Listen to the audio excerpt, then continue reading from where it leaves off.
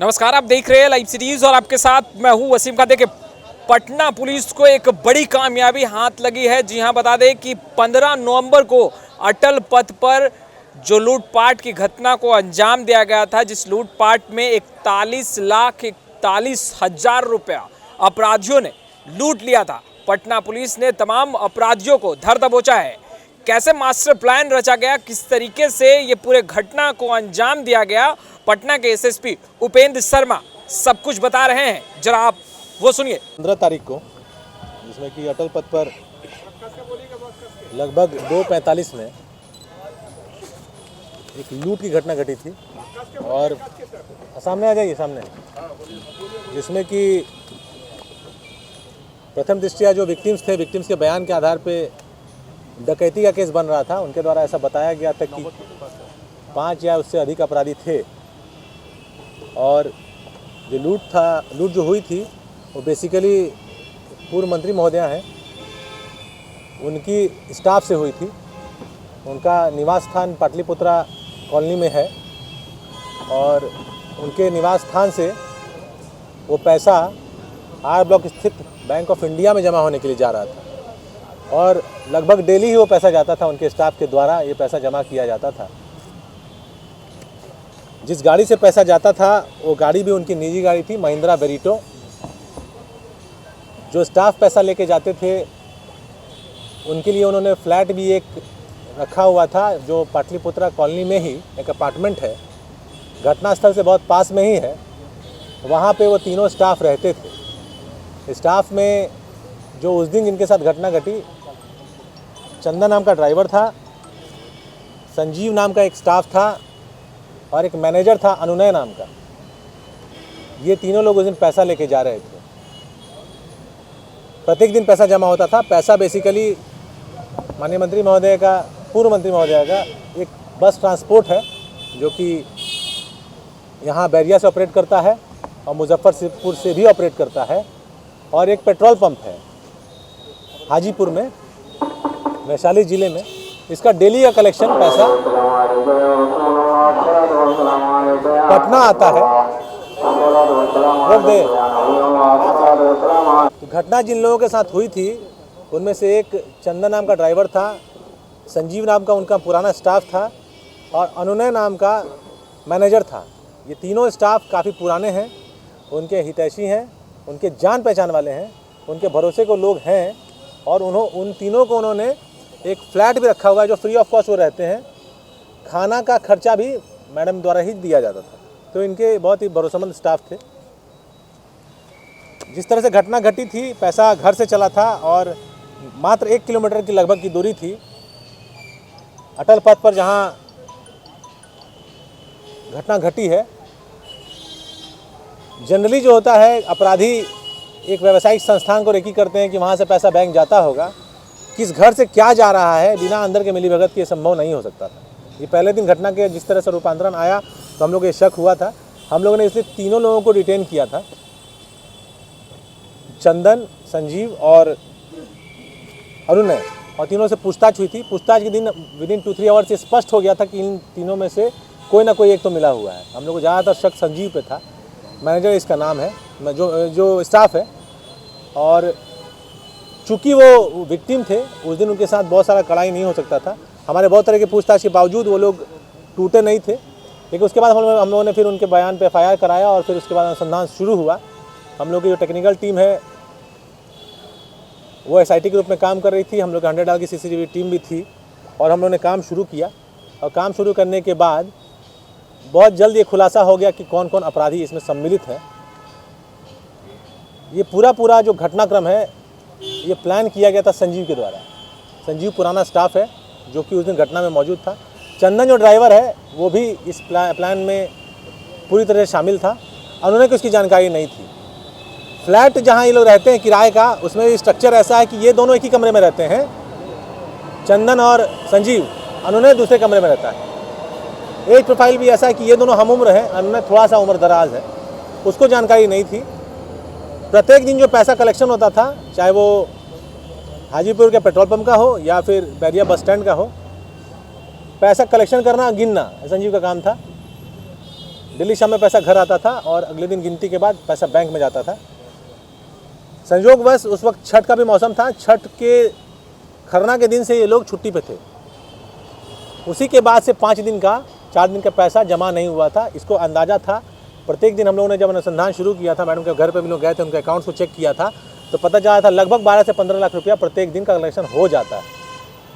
इस हिसाब से इसको अंदाज़ा था कि लगभग 40-50 लाख रुपया रहेगा उस दिन। ये पहले जेल गया हुआ आदमी है, आम सेट में पहले जेल गया हुआ है। वहीं पर इसकी एक दोस्ती हुई थी एक अपराधी से, जिसका नाम मैं नहीं लूँगा, उसको ए मान लीजिए, उससे दोस्ती हुई थी, उसके साथ इसने सेटिंग की थी। उस ए नाम के अपराधी का संपर्क था दिलीप नाम के अपराधी से, जो आर के नगर क्षेत्र में रहता है, परिवार के साथ रहता है। और फिर दिलीप नाम के अपराधी का संपर्क था एक पुराना अपराध कर्मी है सुजीत, जिसके ऊपर 1.5 दर्जन से ज़्यादा केसेस हैं, सिर्फ बिहार में ही नहीं, बिहार के बाहर भी। पुराना लुटेरा डकैत है वो। फिलहाल वो एम्बुलेंस चलाने का काम करता है, कुर्जी में वो रहता है। और फिर उसने 2-3 और लोगों को मोबिलाइज़ किया। तो कुल इसमें घटनाक्रम में 4 लोग लूट में शामिल थे। 2 लोग चंदन और संजीव गाड़ी में बैठे हुए थे। एक और लड़के को, जिसका नाम है तन्नू पाल, उसको ये लेके आए थे गाड़ी को देख के बताने के लिए। गाड़ी जब घर से निकलेगी, घर के आसपास था वो, उसको देख के बताने के लिए। इनफैक्ट ये एक्स्ट्रा प्रिकॉशन था, क्योंकि चलते वक्त ही संजीव ने मैसेज कर दिया था कि हम लोग निकल गए पैसा लेके, इतना पैसा है। तो कुल मिला के 6 अपराधकर्मी मुख्य रूप से थे, और तन्नू पाल जो था वो तो सिंपल एक लाइनर था। उसको इन लोगों ने शेयर में मात्र 50,000 रुपया दिया, जो बाकी बाद में रिकवर भी हो गया था। गाड़ी घर से निकली थी हल्दीराम होते हुए, साईं मंदिर होते हुए, और आपका अटल पथ पर उदय चौक है जहाँ से उसको चढ़ना था। पहले से प्लानिंग थी, एक गाड़ी पहले से अटल पथ पर रहेगी, एक गाड़ी पीछा करके आएगी, और उस पर संपर्क इन लोगों का हो जाता है।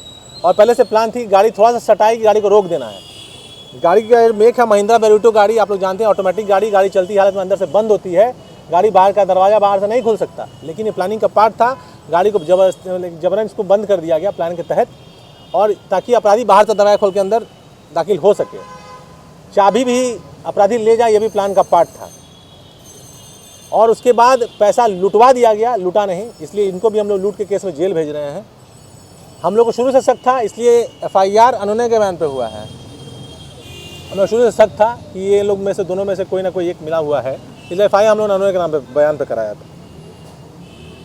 घटना के बाद 2 लोग बोकारो भाग जाते हैं, एक आदमी रांची भाग जाता है, एक आदमी मुजफ्फरपुर भाग जाता है। 2 आदमी तो यहीं रह जाते हैं, बिकॉज उनके ऊपर तो शक था, और भाग जाते तो और शक बनता। लेकिन हम लोग कहीं रेड करने नहीं जाते हैं, हम लोग इंतजार करते हैं, क्योंकि रिकवरी इंपॉर्टेंट थी। समय बीतता है, डेली हम लोग इनको सुन रहे थे, पेपर पढ़ रहे थे ये लोग, पुलिस क्या कर रही है, क्या नहीं कर रही है। पुलिस फिंगरप्रिंट उठाई, FSL की टीम आई, सारा ये लोग के पास मैसेज पहुंच रहा था। घटना को ज़बरदस्ती हम लोगों ने 10 दिन होने दिया उद्भेदन में, हालांकि उद्भेदन 48 घंटे के अंदर हो गया था। और उसके बाद कल हम लोग को पता चला कि ये कुछ लोग लौट के आने वाले थे। इनफैक्ट एक आदमी जो नहीं पकड़ा पाया, वो भी आने वाला था, लेकिन संजोगवश वो नहीं आया। और आज हम लोगों ने 6 लोगों को गिरफ्तार किया है। और लूट का जो पैसा विभाजित हुआ था, चूँकि 6 मुख्य अपराधकर्मी थे, तो 6 हिस्से में बंटना था। 40 लाख रुपए का 6 हिस्सा करिए तो लगभग 6.5 लाख रुपए सबके हिस्से आता है। उस हिसाब से सबको 6.5 मिलना था। तो दिलीप का, सुजीत का और रवि का मैं आपको बताऊंगा और भी नाम, इन लोगों का 6.5 लाख रुपए हम लोग को बरामद हो गया। चूँकि चंदन और संजीव ने सेट किया था, संजीव ने सेट किया था जिस ए नाम के अपराधी को, वही वो 4 अपराधकर्मी जिन्होंने लूटा था उसमें एक मेंबर था। और ये लोग तो घर में बंद हो गए थे, पुलिस की हिरासत में थे, तो वो 20 लाख रुपए उसके पास रह गया, जिसकी वजह से वो बट नहीं पाया। वो आते आते रह गया, या तो उसको भनक लग गई, या उसने हो सकता है देख भी लिया हो, क्योंकि पुलिस टीम पहुंच गई थी। तो वो हम लोग के गिरफ्त से बाहर है, इसलिए हम लोग 20 लाख रुपए बरामद कर पाए। वो पैसा अभी भी उसके पास है, और वो बट नहीं पाया, तो सारा का सारा पैसा उसी के पास। गिरफ्तारी हुई है संजीव और चंदन, जो कि किराए के मकान में रहते हैं, फ्लैट पे, जो कि मैडम द्वारा ही दिया गया है पाटलिपुत्र कॉलोनी में। तन्नू पाल ये मनेर का रहने वाला है, ये बेसिकली हलवाई का काम करता है, सट्टा में जाता है।